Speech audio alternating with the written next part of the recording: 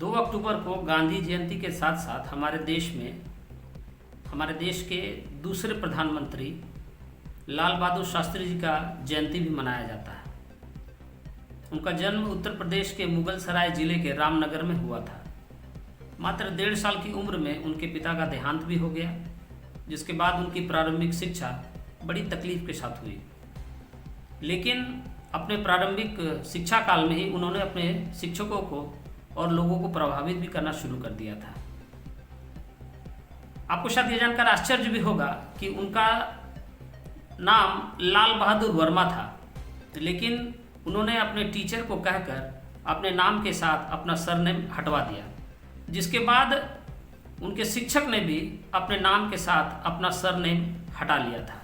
काशी विद्यापीठ में बीए की डिग्री लेने के बाद उन्हें शास्त्री की उपाधि मिली, जिसे बाद में उन्होंने अपना सरनेम बना लिया।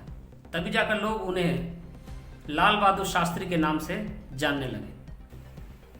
आपको शायद ये जानकर आश्चर्य होगा कि प्रधानमंत्री को मात्र उनके कार्यकाल के समय 500 रुपये महीना मिलता था, जिसके बाद बड़ी मुश्किल से उनका घर भी चल पाता था। इस कमी को पूरी करने के लिए उन्होंने एक अखबार में लेख लिखना भी शुरू किया, तब जाकर वो किसी भी तरह से अपने परिवार का भरण पोषण कर पाते थे।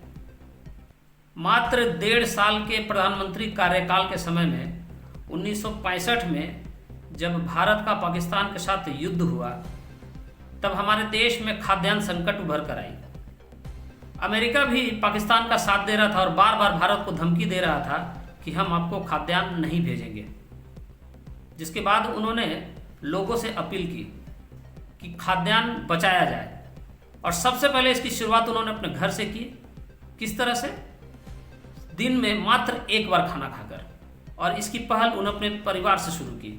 वैसे तो उनके जीवन से जुड़े कई रोचक किस्से हैं, पर उन कहानियों में सबसे ज़्यादा मुझे प्रभावित करता है जब वो प्रधानमंत्री थे, तब उनके कोट में एक छेद हो गई थी, जिसे सीने के लिए जब उन्होंने अपनी पत्नी को दिया तो उनकी पत्नी ने उनसे पूछा कि एक प्रधानमंत्री होने के नाते आप ये सिला हुआ कुर्ता क्यों पहनते हैं?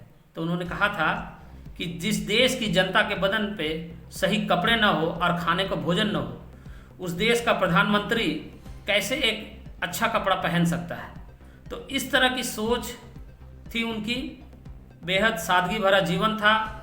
ईमानदारी और सच्चाई पर चलने वाले हमारे लाल बहादुर शास्त्री जी का जीवन आज के नेताओं के लिए एक प्रेरणा है। शायद हमारे आज के नेताओं को उनके जीवन से सीख लेने की ज़रूरत है।